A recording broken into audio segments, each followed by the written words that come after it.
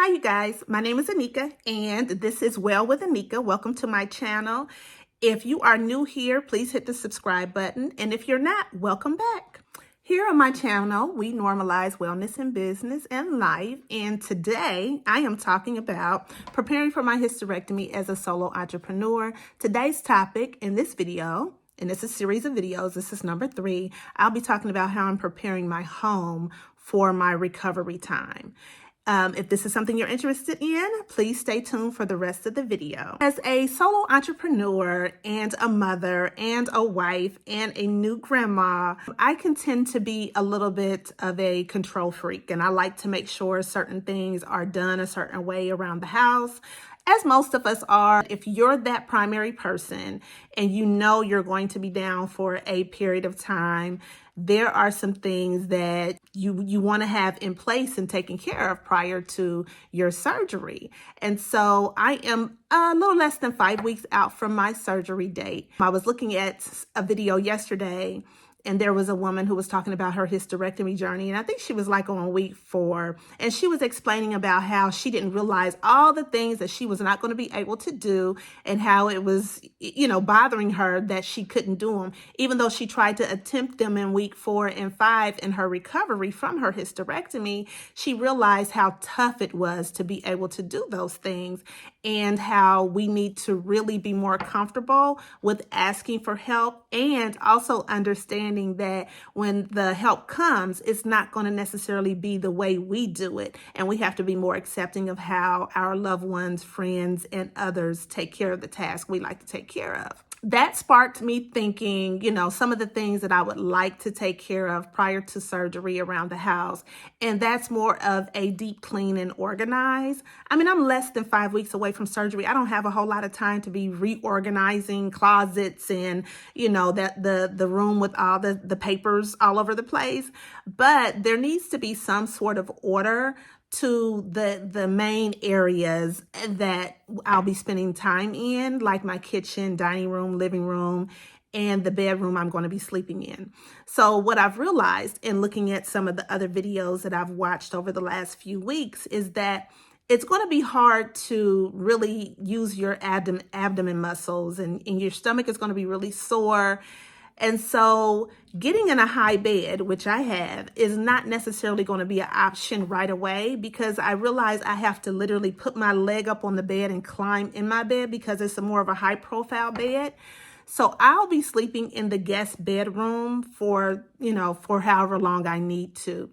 In doing that, I need to prepare that room for my stay. And so, luckily my mother-in-law just moved out. So the room is nice and clean. It's not like it needs a whole lot of dusting. Sometimes you have that guest bedroom that, you don't go in there unless you have a guest to tidy up and dust. And so it doesn't need a whole lot of deep cleaning. I just need to make things a little bit more accessible for me. I want to make sure that room is set up the way I'd like to have it, as far as my telephone chargers and, different things that I need at the ready, like lotions and lip balms and, my books and my journals and my devotionals.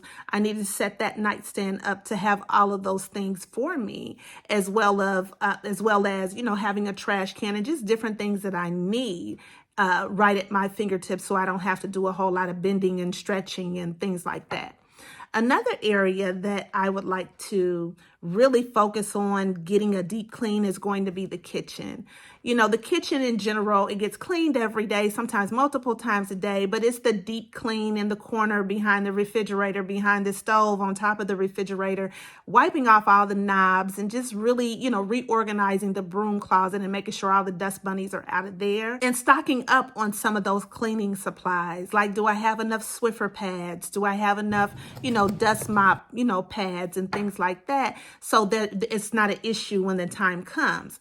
From what I understand, as the one of the other YouTubers were sharing yesterday, that, even pushing a little Swiffer mop is kind of hard, because you have to use those stomach muscles. So some of those things I want to make sure they're available for my 14-year-old and my husband to be able to utilize quickly.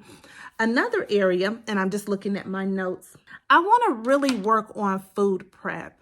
I'm the primary cooker in our home. And I cook dinner about 4 or 5 times a week out of the 7 days. Sometimes on Sunday and Monday, I'll cook double meals just to make sure we kind of like a food prep to make sure we have food that at least carries us to Wednesday or Thursday. And then, Friday is generally a free for all, Saturday the same. And then, Sunday through Thursday are generally times that there's cooking going on in the kitchen.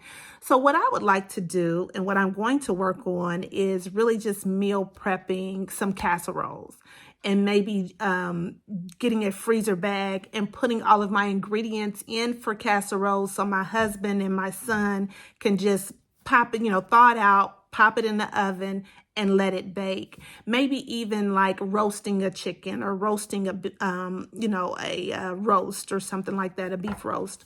So that's just ready for when the time comes and we want something different to eat, even browning my ground turkey for taco night or spaghetti, just making things a little easier for my husband and my son to be able to access food without going through the whole prep process. I also want to make sure I have some quick freezer foods. Like I said, I have a 14-year-old.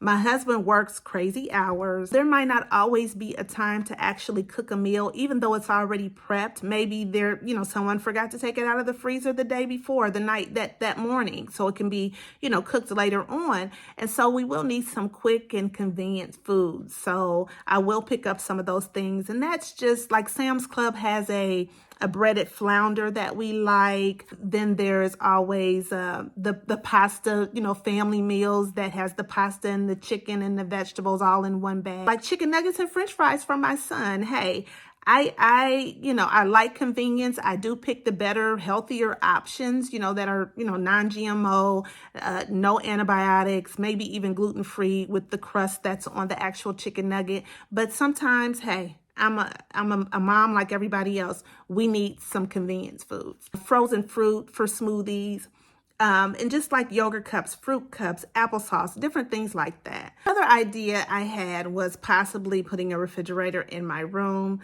just so I can have access to cold water and maybe a few little snacks throughout the day or in the middle of the night when I don't want to wake my family up. Not that they're not willing to wake up and help me at any time, but if I'm feeling uncomfortable in the middle of the night and have to get up and take some medicine and don't want to make my way all the way downstairs to get something to drink or something to snack on so I can take medicine, I'll have the refrigerator right there. Another area of the house that I want to make sure is ready and in order are our bathrooms. Just making sure they're cleaned very deeply and, that everything is just kind of in order and that it's not a mess or in a disarray, that, I have access to what I need without having to bend over a whole lot. A lot of times I store some items under the sink in the cabinet, and if I'm not able to dip down there, it's going to make harder. Then I'll have to ask somebody to come and do it for me. So I'm going to get a small caddy, maybe from the dollar store, just a little box or something to put my, body soaps and different things or hair products in that can sit on the counter and not get in the way of anything else so that I can have easy access to some of those items. As I was listening to the other YouTuber yesterday, she talked about how she was not able to bend down and clean the toilet and how she was not able to bend down and clean out the tub even after like 3 and 4 weeks. So I'm going to do a little research on some sort of cleaning wand or something like that where there wouldn't have to be a whole lot of dipping and bending over to get surfaces clean. And this is, like I said, later on, she talked about it being at 4 and 5 weeks. And I know how, you get stir crazy after a while, especially if you're used to just being the one that does the thing all the time. And I'm used to cleaning out the tub every time I get out of it or the shower. And so I want to be able to have something where I don't have to bend, but maybe something on a wand where I can clean, the surfaces around the tub. After I get out, it would just make me feel so much better to be able to do that, especially when I'm feeling well enough to be able to do that. So that's pretty much what I have on my list of things that I feel like I need to do to get my house prepared for my downtime after surgery. Did I forget anything? Is there something that you think I should add to my list? If so, put it in the comments below. I would love to hear what you have to say and any suggestions you may have. Also, if you've been through this surgery and you have that, in charge of the house spirit, where you are the one that does most of the chores, most of the shopping, most of the cooking around the house, and you feel like I have forgotten something on my list, please leave that comment as well. I feel like it would really help me to be able to just really get prepared for my time off and to put different things in place so that I'm not trying to overdo before it's time. Well, that's all I have for this particular segment of my hysterectomy journey as a solo entrepreneur. Until next time, bye-bye.